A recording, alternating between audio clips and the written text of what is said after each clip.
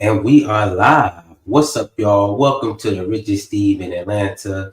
I'm your host, Stevie Steve, and you're in for a great show, episode number 27. We are 27 episodes into this thing, and we are keep rolling with consistency. So make sure y'all like, subscribe, and leave a comment. We got topics today. Why are young men leaving the Democratic Party? We also have Kamala's economic plans as well as Trump's economic plans. So make sure y'all like, subscribe, and leave a comment. Before we get into that though, if I look tired, y'all just know it is because I am. If y'all know, yes, I am on vacation. I have been to Rome already. I've been to Milos, Greece already, and I am currently in Paros, Greece. I just got here. It's beautiful. This vacation has been probably my top vacation yet, just off of beauty and all that other stuff, good times. Yesterday, I was jumping off a cliff into the ocean. They called me King of the Rock because I just jumped off the highest one. You feel me? I had to get it done. But other than that, make sure that y'all follow Steve versus the World so that y'all can see all my travels and stuff. I have Rome on there. I have Milos, Greece, which is a 10 out of 10 location. And then I have Pearls, Greece on after today. But with all that traveling and all that other stuff, yeah, I'm tired. But like I say, consistency is above all. So while I could be taking a nap, I decided to come here and hang out with y'all, my family, with the richest Steve in Atlanta. You feel me? So that is pretty much what I've been up to, y'all. Just staying busy. Make sure y'all stay tuned for the upcoming weeks because I got some special stuff planned. You feel me? We got some special things hitting, some real milestones in my life that I done finally hit, and I just want to bring y'all along the ride as we go into this next phase of the richest Steve in Atlanta. I can't just say too much because when it finally drop, I'm gonna let it just drop. With that though, consistency continues as well over on Hartfelt Conversations. Make sure y'all tap into that. We going live. We're not going live. Live had to get scrapped for that. But we will have another video out on that tomorrow for y'all to tap into. I'll be recording that tonight as well because consistency all around. It just helps me, my mental space, when I keep things coming, how they supposed to be coming. With that, make sure y'all like, subscribe, and leave a comment as we move right into our first topic of the day. Why young men are leaving the Democratic Party. I found a video that pretty much explains how I felt on the situation, at least like the first little three seconds. You know, I like to tap in and see what is going on, but I watch a few of it. But it pretty much sums up how I feel about the Democratic Party. You know, it's young men of all type are leaving the Democratic Party, and for me, I would tell y'all just off the jump. For me, it's literally I've seen nothing pretty much change as a whole for the Black community since we started voting for the Democratic Party, which they say 90 years now, 90 years, and as a whole, I haven't really seen anything change. Like when I see progression as a whole coming from like a demographic of people, if you look at the Asians that came over, you know, when they were getting prosecuted and all that stuff, they came over and now they're one of the richest groups in America. And I've seen them be able to affect policies like no other because as a mass, they have accumulated this wealth where now they have financial influence over the policies that affect them in their day-to-day lives, which I feel like Black people don't have. As a whole, we don't have enough influence financially to do anything. And that's my main reason as a young man for leaving the Democratic Party. You know, I just don't feel like it has served us the way it should. And it's not just leaving the Democratic Party. It's really not supporting the Democratic Party 100% just because we're black and we're voting Democrat. Because I don't really care for the Republican Party that much neither, but you have to choose one or the other at this point. So that's just what we are. I feel like as black people, we should be able to go to whatever side is actually going to give us something, actually do things that will affect us in our day-to-day lives, which I have not seen from the Democratic Party since we started voting for them. But let's go ahead and get into this first video.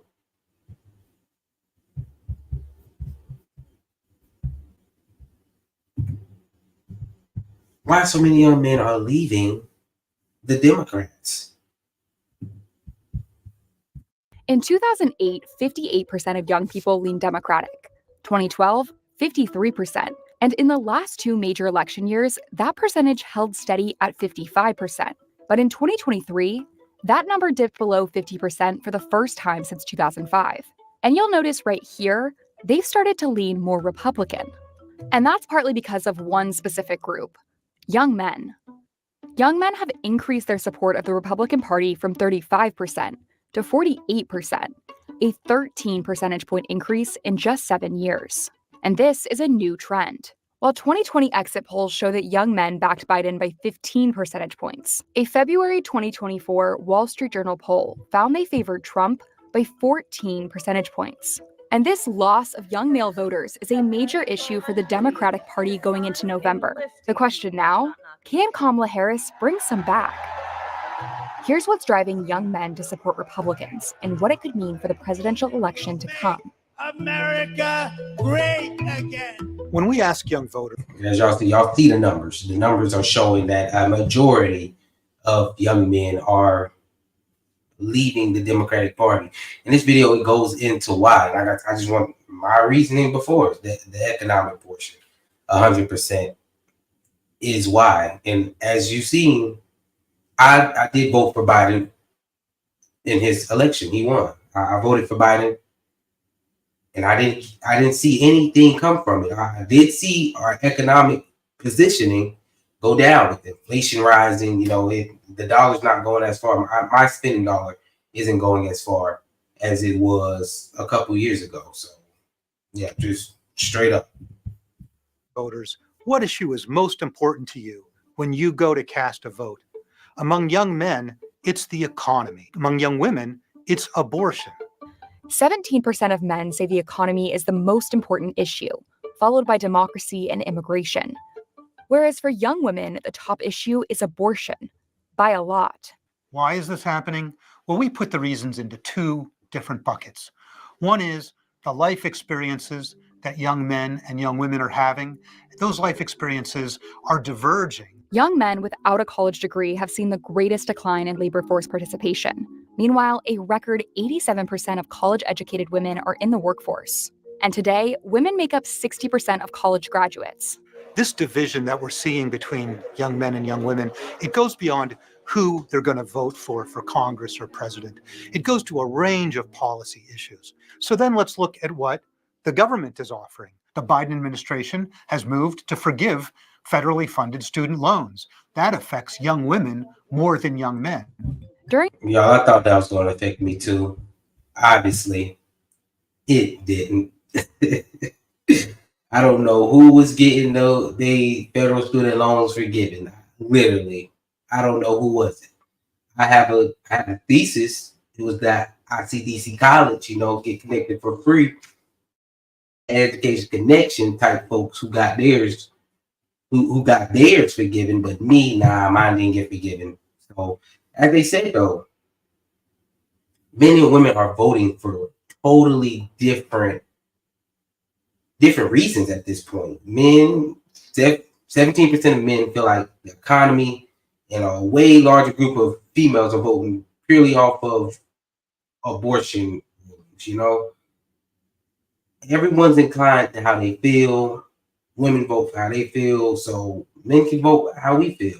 And especially with the student loans thing, he just showed that it affects women more proportionally than it does men, especially since men aren't going to college as much. So now it's really when it comes to picking your party, what actually affects you in your everyday life. I can't blame a woman or a female for voting the way they vote because certain things affect them in their everyday life that does not affect me. So if they vote Democrat because they feel the Democrats are skewing towards improving their lives, hey, that makes perfect sense to me personally. I don't know about y'all. To me, it definitely makes sense. So I feel like I need to start doing the same thing and voting for policies that are going to skew to affect me more proportionally than, you know, everyone else. During the 2019-2020 school year, 49% of female undergraduate students took out loans, compared to only 42% of male undergraduates. And 66% of all student debt is carried by women. The young women favored forgiving student loans by 45 percentage points. The young men were about equally divided. I mean, that's a big difference. Dang, only 2%. That is a crazy difference. I wanted my student loans forgiven. I don't know about y'all. Meanwhile, young men support extending Trump's tax cuts by 23 percentage points, which cut the corporate tax rate and reduced some individual income tax. And now, because And of I agree our with tax that, too. cuts, you can keep more of your hard-earned money. But women oppose the proposed extension by 20 percentage points, a full 43-point difference. That's data that goes like this: young men headed in one direction and young women in the other. That's a big difference. Data does not usually segment young voters that remarkably. This is something new. Which brings us back to this chart. 22% of young female voters say abortion is their number one issue in this election, a key aspect of Harris's campaign. We trust women to make decisions about their own body. Only 3% of young male voters said the same. And men and women stacked up differently on other issues as well. With immigration, Trump's policies are much more likely to be supported. Y'all know what they was dancing to, right? Meg Thee Stallion was up there throwing them cheeks. That's what they was up there dancing to. That's what they was dancing to. I don't blame them. By men than women. Men support deploying troops at the border by 10 percentage points, whereas women oppose this policy by 15 points. And when it comes to building the wall, one of Trump's key immigration policies, men are only slightly leaning towards opposition, but women overwhelmingly oppose it. These gaps are hard to explain just by differences in lived experience, which brings us to the second thing that explains the gap between young men and women. What are the candidates and what are the parties saying to young voters? Donald Trump and the Republican Party are putting out a lot of messages expressly intended to appeal to young men. Donald Trump has gone to Ultimate Fighting Championship matches. He recently appeared on the podcast of Logan Paul. He went to a sneaker convention to sell his own brand of sneakers. We got to get young people out to vote. These are audiences that are overwhelmingly male and overwhelmingly filled with young men. And it's a way that Donald Trump and his campaign have been saying, hey, young men, I'm with you. I'm on the same page as you. I understand you. Meanwhile, a lot of the messaging from the Democratic Party has been towards issues that are more salient for women. When I am president of the United States, I will sign into law the protections for reproductive freedom. So what does this mean for November? Young women historically vote at higher rates than young men. But experts say that with a tight election, the Democratic Party will need to draw in as many votes as possible. The next challenge for the Republican Party will be figuring out how to turn these young male supporters into actual voters. Hey, as y'all see, it is literally night and day when it comes to how young men and young women are voting. Night and day.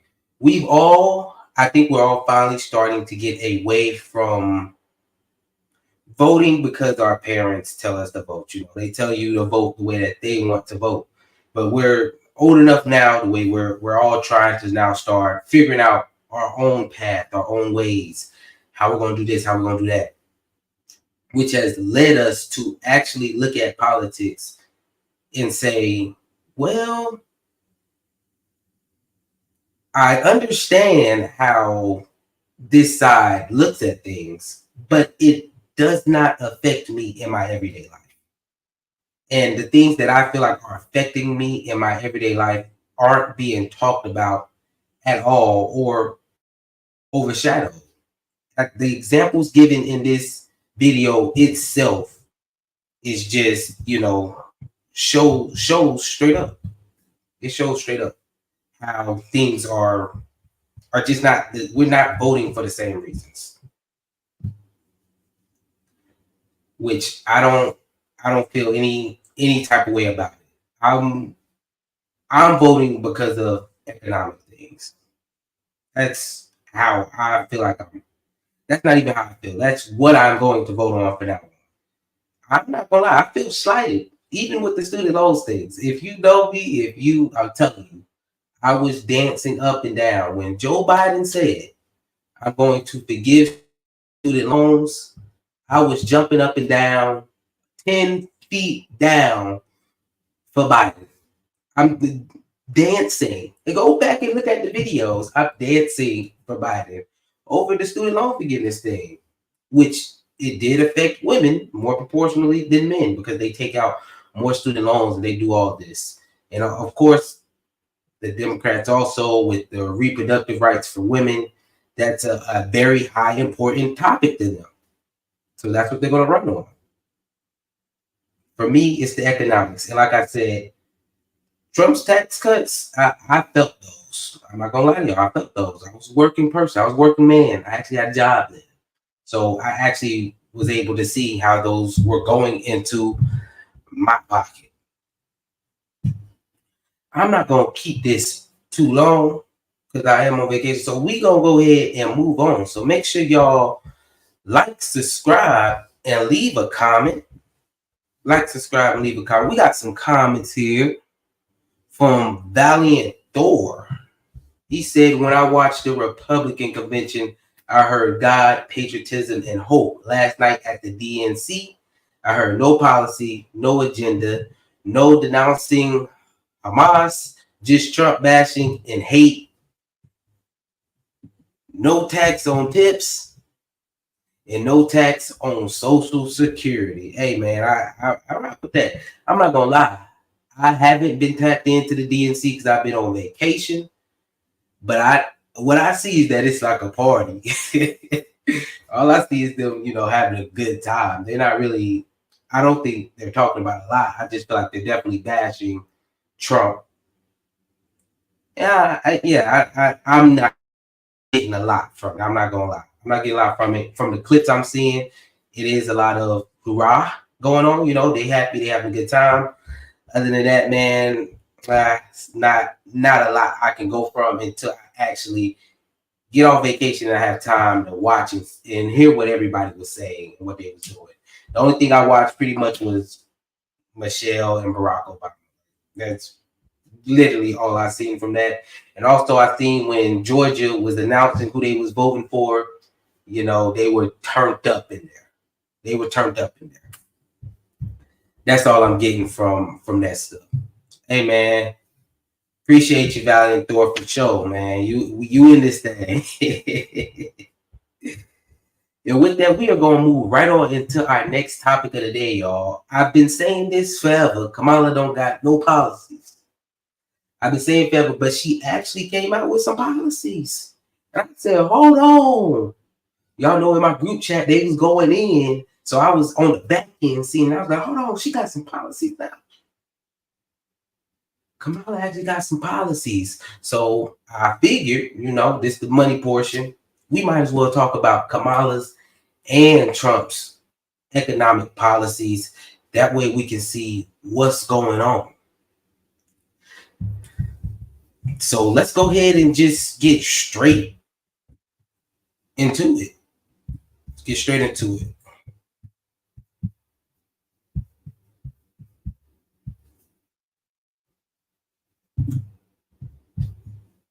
Let's get it. This video was brought to you by Imprint. Last Friday, at a campaign speech in North Carolina, Vice President and Democrat nominee Kamala Harris gave us the most detailed outline of her economic policy agenda yet.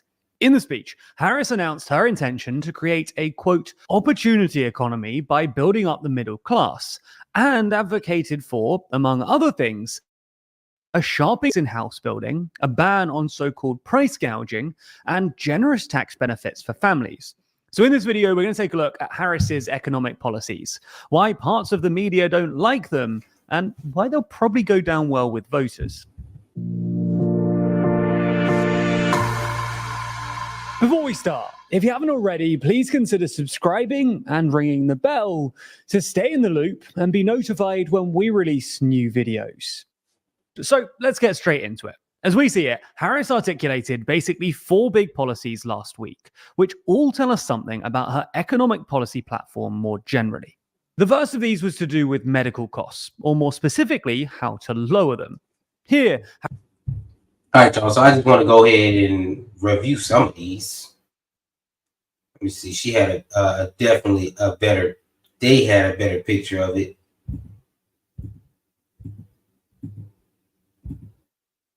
There we go. Lowering medical costs, supporting families, food price reduction, and then housing issues. With medical costs, I feel like that's just going to be a continuation on, what they did for the insulin stuff, bringing medical costs down for different people. Okay, or really it was older people. It was all older people that affected. Good for them. Support families. This is the child credit that she has going on. She wants to bring back the child credit that they had going on during the pandemic. And then she also wants to give a $6,000 tax, reduction for first year of a child's life. Food prices, she says there has been, companies coming together to up food prices, so she's going to fight that. And then the housing issue, she's going to build more houses, and then she's going to give money to first-time home buyers. Let's continue to do this thing and keep this moving. Most of these was to do with medical costs, or more specifically, how to lower them. Here, Harris wants to accelerate and expand a Biden administration effort, allowing Medicare and other federal programs to negotiate with drug makers to lower the cost of prescription medication. This is sort of what happens in the UK with the NHS, and the thinking here is that the federal government will be able to negotiate the lowest cost from drug makers, because the size of a Medicare contract will incentivize drug makers to lower their prices.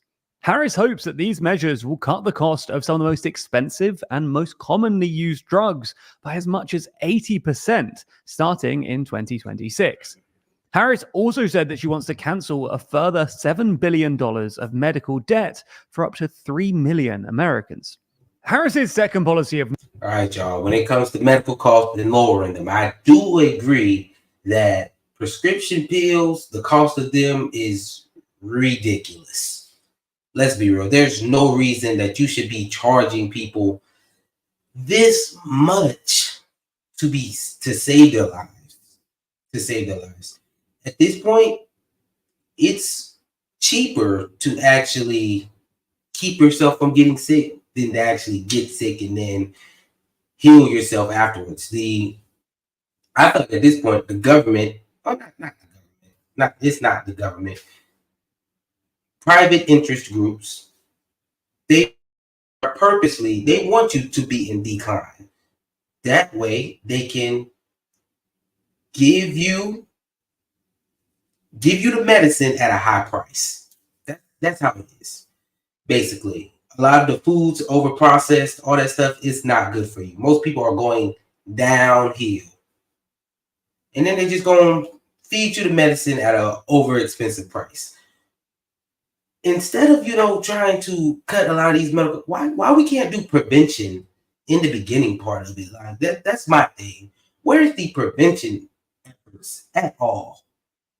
That's what we need. We need more prevention methods. That way people won't have to deal with this stuff in the first place. However, I know that there will be small groups of people who they're inclined to get it no matter what they do. Those are the people who medical costs should be coming down. Those are the people who need help. But for a majority of people, who just didn't do any preventative measures at all, didn't care, and now, you know, you're in decline and you need these costs. That's where I feel like it's kind of a rock and a hard place with this subject. It's kind of a rock and a hard place. We need to take better care of ourselves anyway. From the beginning, take better care of yourself. That way you're not part of this group who's fighting for lower costs, because, you know, it won't affect you. Now, the small group of people who, no matter what, you know, this happened to them, they have these costs and they have to pay it. Those people are the people who need help. And that's point period. But, and now the medical debt forgiveness, I've heard forgiveness before, y'all. I've heard forgiveness before. You believe it if you want to. I will not believe forgiveness ever again in my life. I just won't believe forgiveness ever again in my life.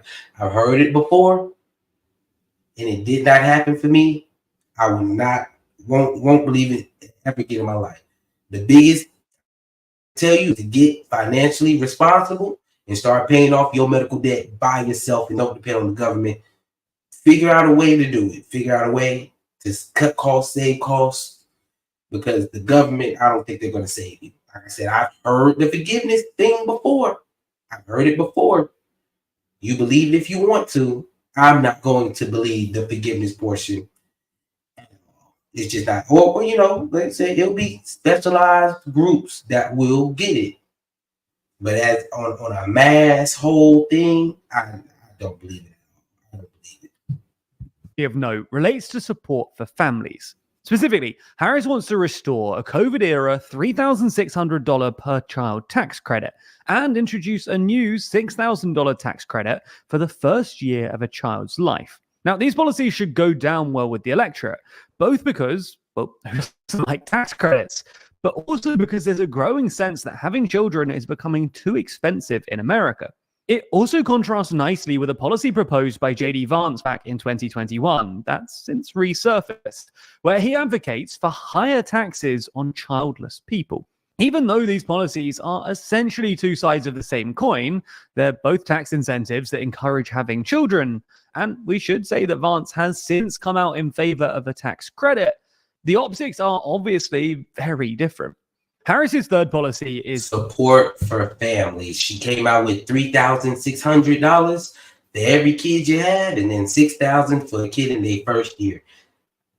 Help the families, you know. I support helping the families. You know, help the families. This does not affect me at all. It doesn't affect me at all. I think, you know, a tax credit for families, yeah. And having a kid, it is pretty expensive. You know, it's not just pretty expensive.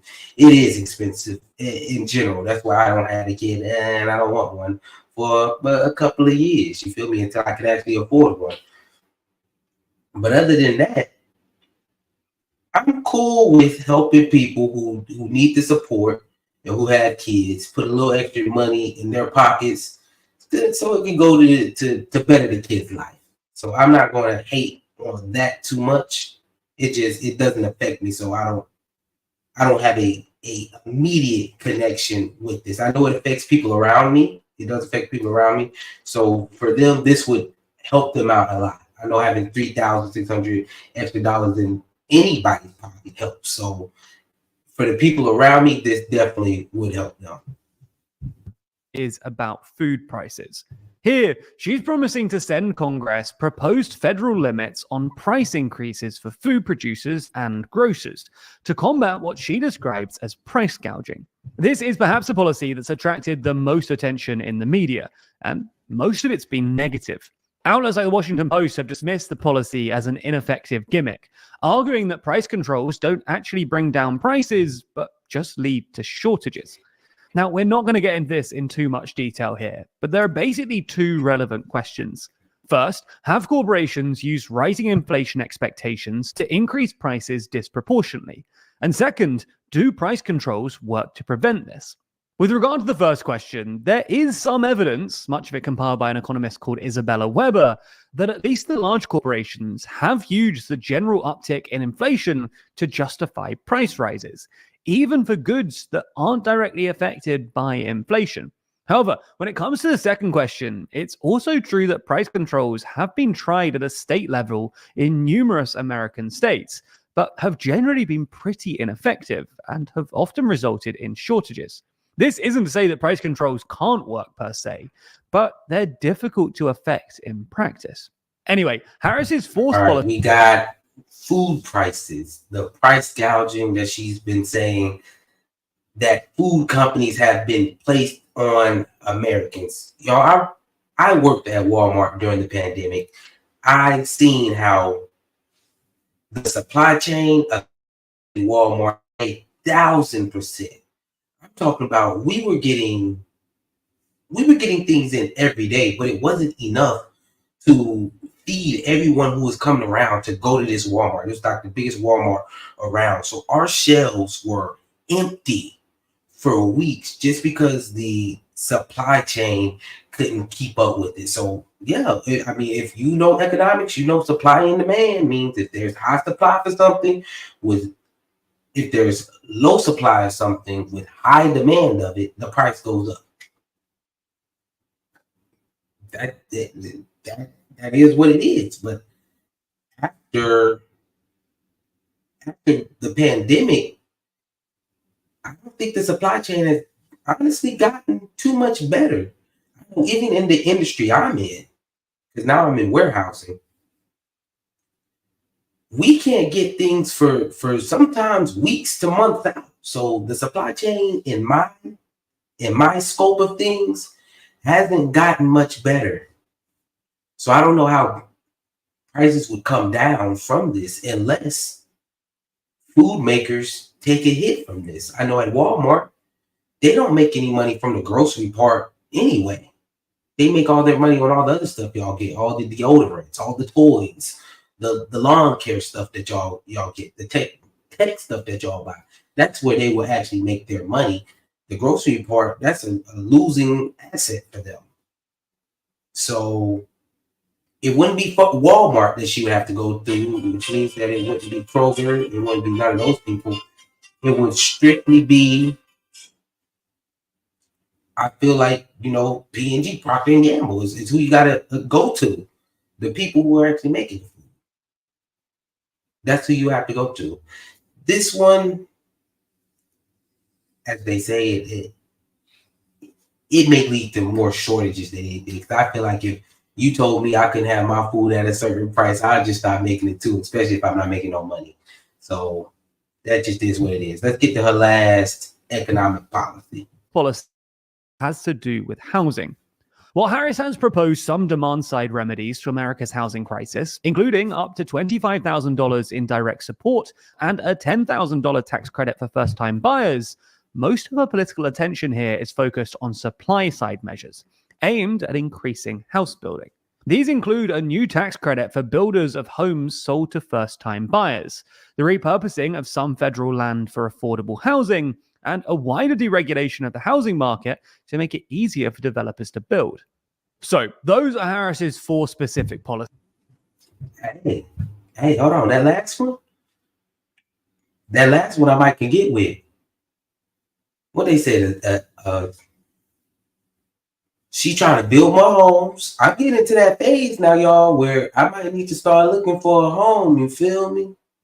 I might need to get away from home. But she gonna give me stuff on my down credit for being a first time homeowner. Hold on now. I might can rock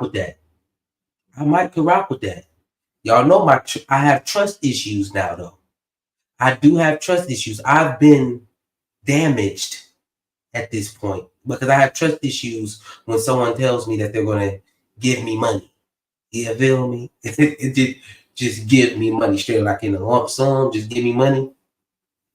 I have trust issues because my student loans didn't get forgiven. And that's the one reason I voted, y'all. That's the one reason I voted. I voted on one topic last election. Student loans was the only topic I voted on. The only policy I voted on. And I have trust issues voting for that one policy now. I ain't gonna lie to you. Because if it don't happen, I'd be hurt. So But I do see that one working. I think I need to move to the other side though. I think I need to be the one building the house at that point. Deregulation and tax credits for building homes and giving it to first time home buyers. I don't know if I'm there yet. I don't know if I got that much in the bank yet, but that could help a lot of people out on the business side if you in the housing, in the building houses. But yeah, those are her policies. Let's see what else goes. But what do they tell us about her economic instincts more generally? Well, the first thing is that Harris is clearly aware that inflation and the perception that the Biden administration is responsible for inflation is a problem for the Democrats, which is why all of her policies are explicitly about bringing down costs for consumers. Polling suggests that voters hold Harris less directly responsible for inflation than they did with Biden, and Harris is clearly trying to reposition herself as an anti-inflationary candidate, fighting for ordinary Americans and consumers against big corporations in a way that Biden just wasn't able to. The second big takeaway, as we see it, is the continuation of Bidenomics, albeit with a slightly different emphasis. Again, Bidenomics was defined by two things. The first was a total disdain for deficits. The Biden administration spent a lot of money, first on post-pandemic stimulus, which, by the way, has been largely forgotten, but was immensely successful at helping the US return to pre-pandemic growth trajectory sooner than basically any other large economy, and then on industrial subsidies via policies like the Inflation Reduction Act. These weren't accompanied by equivalent tax hikes, which means that the federal government has had to borrow an awful lot of money, and the annual deficit is now nearing 7% of GDP. Like Biden, Harris is keen on spending a lot more money, although on social policies rather than industrial policies, without equivalent tax hikes, which means more borrowing. In the past, Republicans would have jumped on this to accuse the Democrats of fiscal incompetence, but because Trump ran large deficits during his time in office and is now promising both more spending and tax cuts, they've been unable to capitalize on it. The second element of Bidenomics is aesthetic. Basically, Biden liked to present himself as the defender of ordinary Americans and consumers against big corporations. This is why Biden was the first president to walk a picket line, and why his administration was so enthusiastic about antitrust suits against big companies. By attacking corporate price gouging and talking up new antitrust violations into big pharma and food companies, Harris is positioning herself in a similar way to Biden. So, will Harris's socially oriented version of Bidenomics actually work? Well, its fundamentals are politically strong. After all, who doesn't like more spending without tax hikes or bashing big corporations? Nonetheless, whether Harris's broader pitch to voters succeeds will depend on whether or not she can maintain her distance from Biden's inflation-riddled economy, and whether or not the US economy maintains its momentum until November. If you want to keep learning, the very best... Yep, that's it right there. I feel like Kamala better stay away from everything Biden right now. Stay away from it, because everyone definitely does blame Biden for the inflation. I don't know who y'all are blaming. I feel like, hey, Biden, what's going on? Bidenomics is what they're called. So he gets all the blame. And she hasn't really been, blamed for all of the economic policies that Biden had. So if I was her, I would definitely stick pretty much away from them. Not move anywhere towards him, because she wants to definitely keep herself away from everything that has to deal with Bidenomics. She's also moving more towards, I feel like, the social aspect, like they said, the social aspect, how it affects people in their lives, other than putting them like, okay, corporate giants versus people. She's going directly into the social aspects of people's lives. I mean, I feel like I've seen it before, when politicians go after the social aspect of things, but do they work? Are they going to work? Are they going to put in the laws to affect that? Who knows?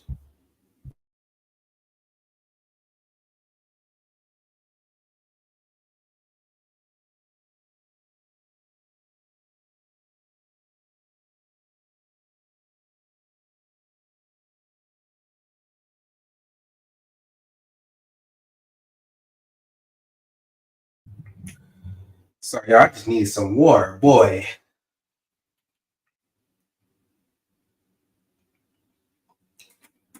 I about just got taken out.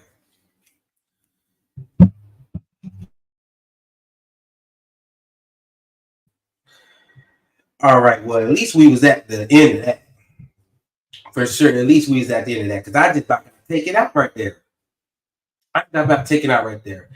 Kamala's policies, y'all, that is what they are. That's what we're getting.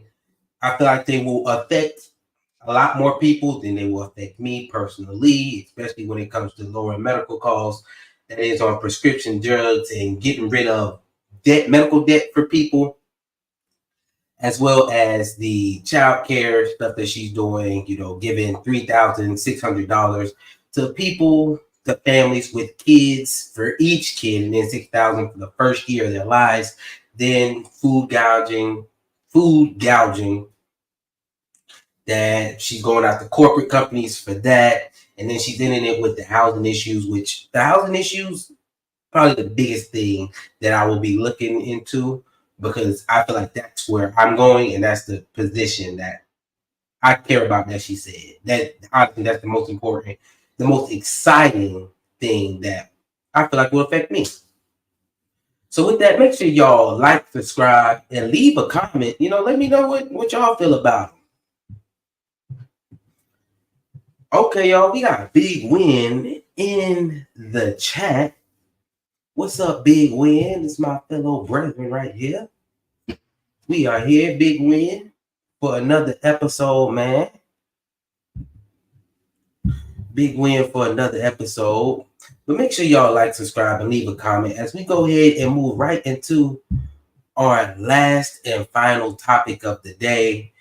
Trump's economic plan. You feel me? If we don't get Kamala's economic plan, we might as well go ahead and get Trump's economic plan. Get them both out the way at the same time. There's no reason to not do them both, because if we gonna be informed, that means looking at the other side and seeing what the other side has to offer as well. Not just blindly voting because you feel like it. You feel me? Be an informed voter. So we are going to go ahead and see what Trump's economic plans are as well. Let's get it.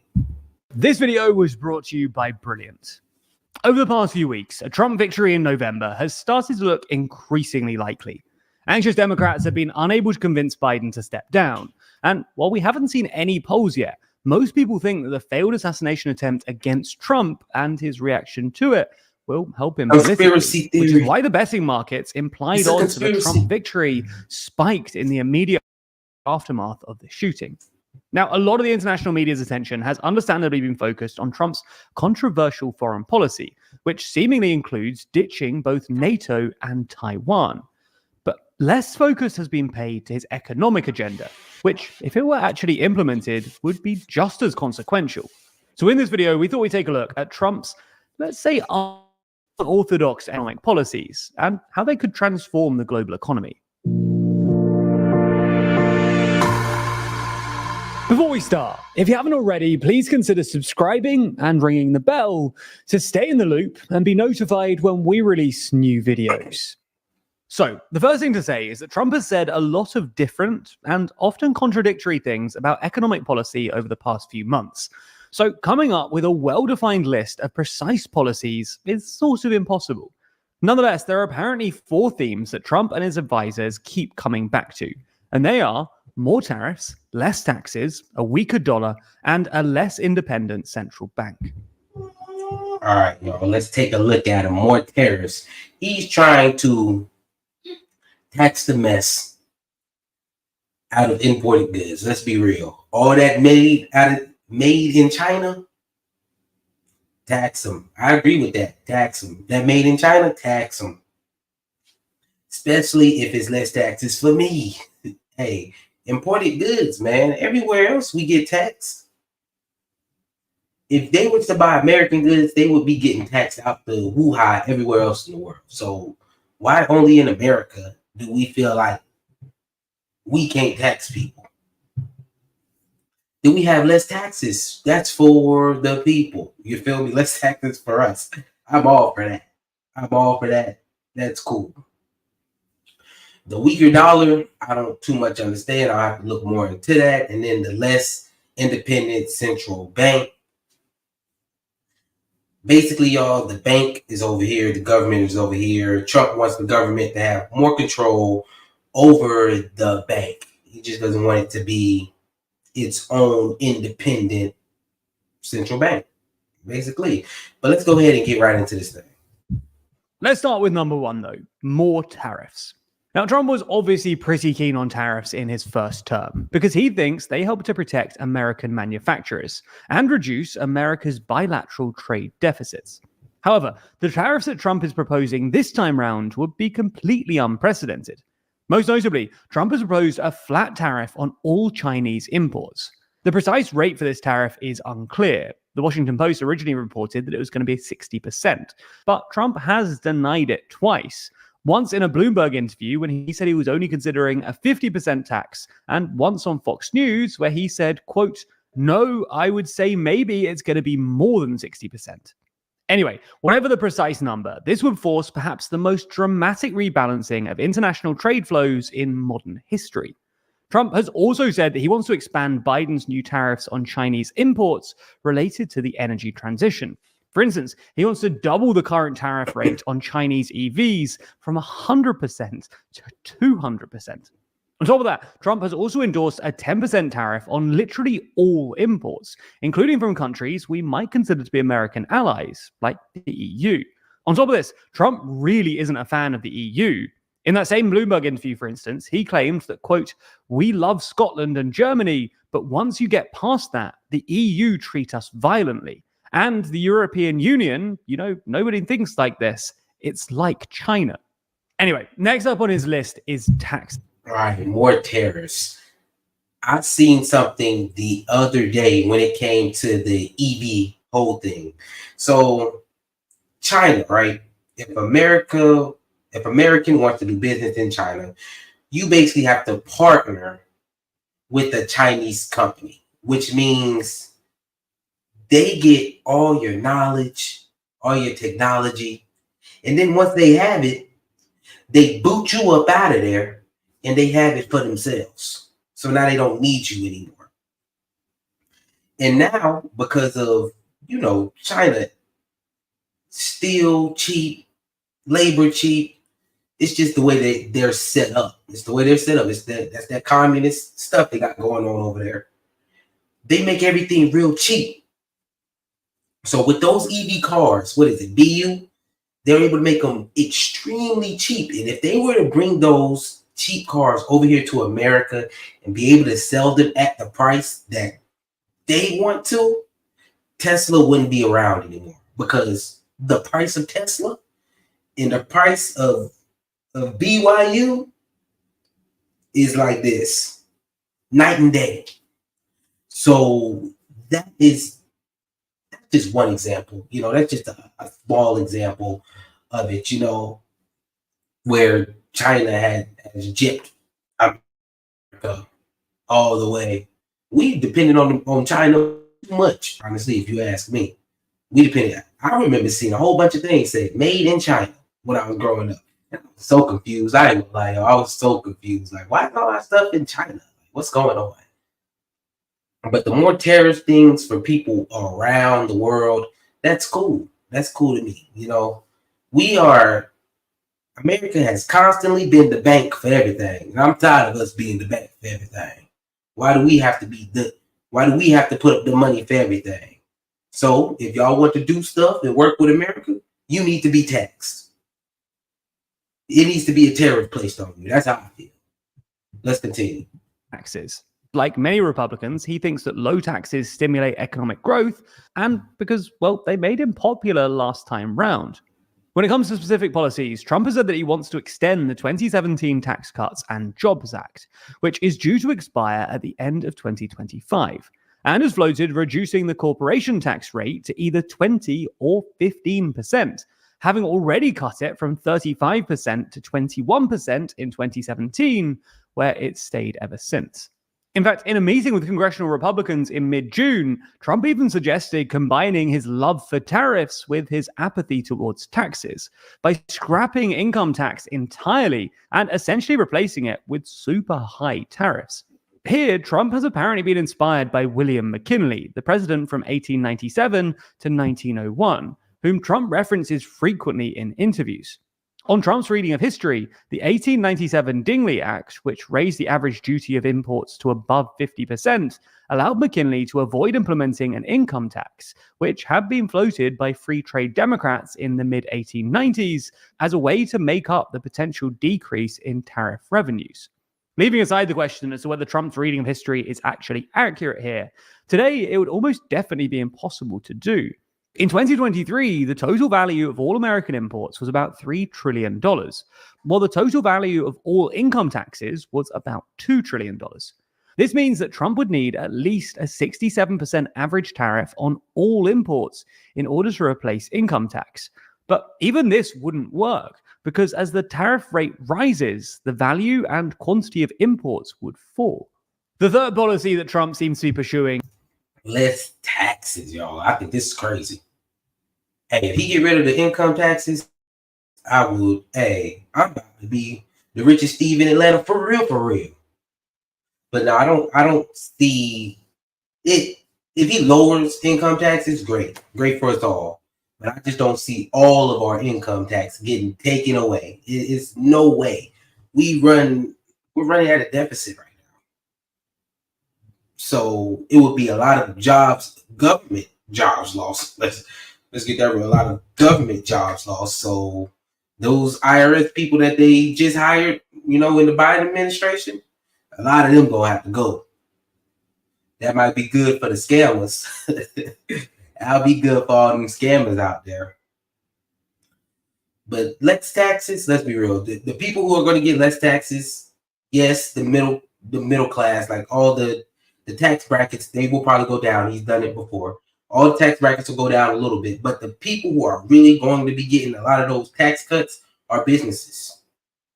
And I'm not too upset with businesses getting tax cuts. And I'll tell y'all why. Because businesses are the reason that any of us have a job.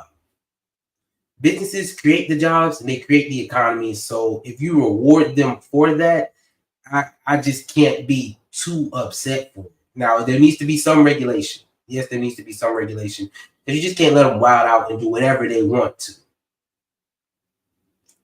But when it comes to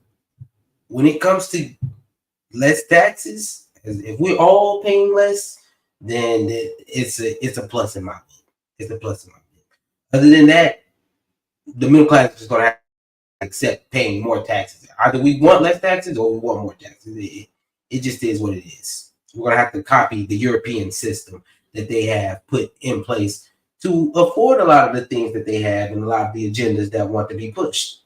We can't keep not having taxes or wanting less taxes and wanting the same things like universal health care and expecting not to pay taxes on that. It's just a whole bunch of stuff.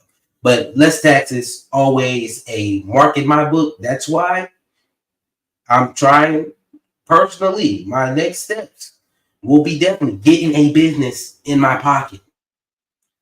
100% getting a business in my pocket. That way I can start taking advantage of the tax code and getting these tax cuts myself.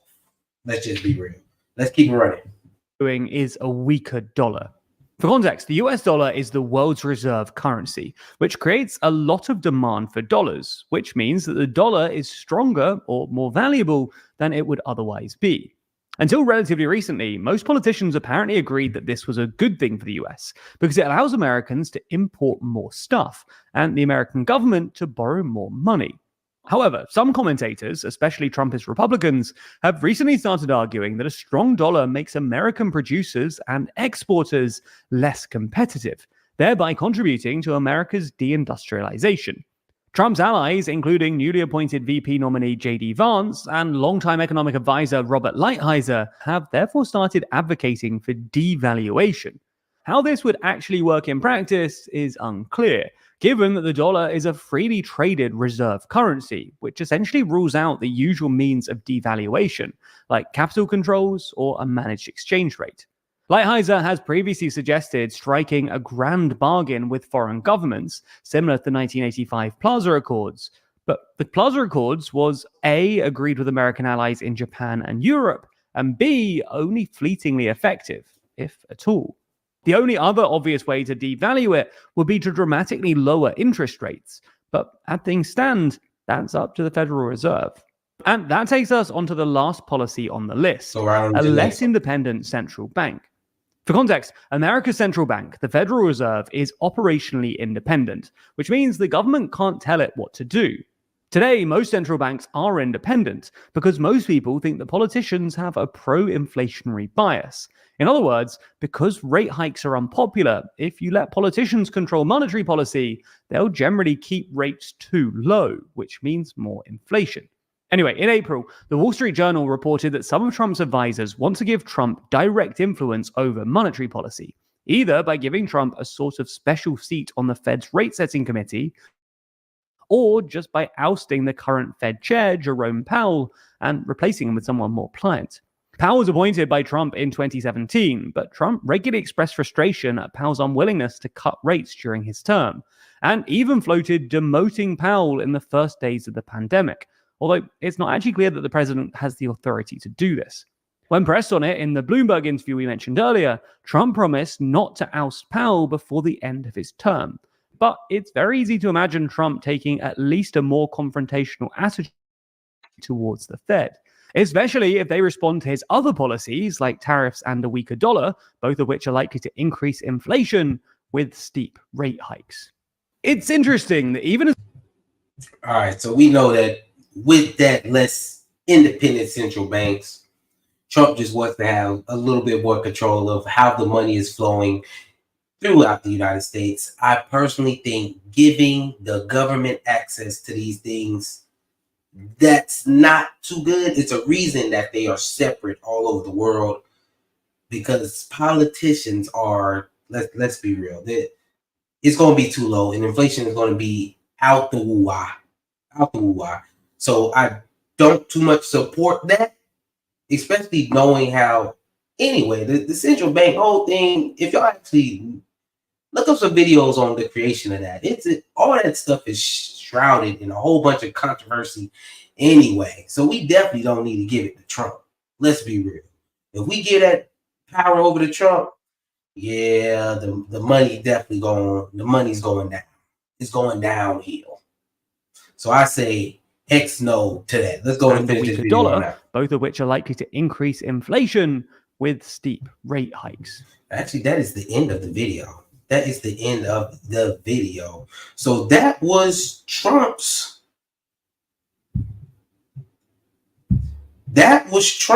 policies.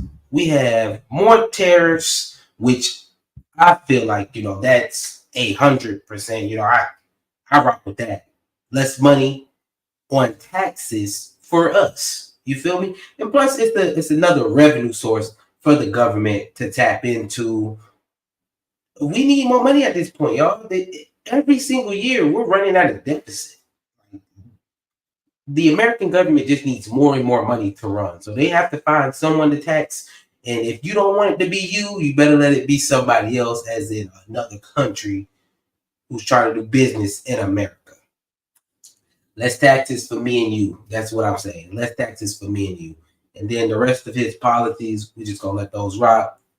I'm not too keen on them. Did a little bit of, interesting things, diving into the whole central bank situation. But other than that, I don't have a lot to ride for it.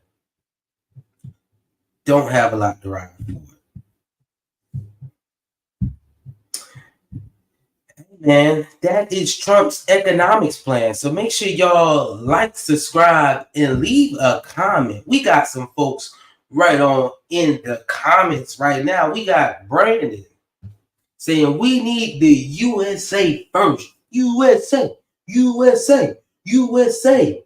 He needs Americans' jobs to be here, not overseas.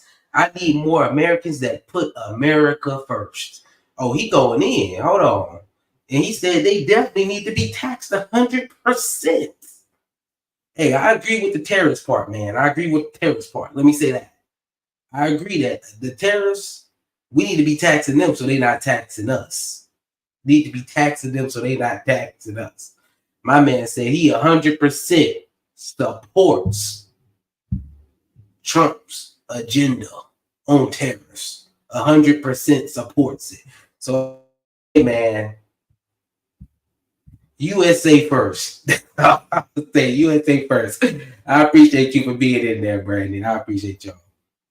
Hey, y'all, that was our last topic of the day. So make sure y'all like, subscribe, and leave a comment. Today was a great show. I had a good time talking about the different things, starting with why young men are leaving the Democratic Party. And then we reviewed Kamala's economic plans and ended it off with Trump's economic plans.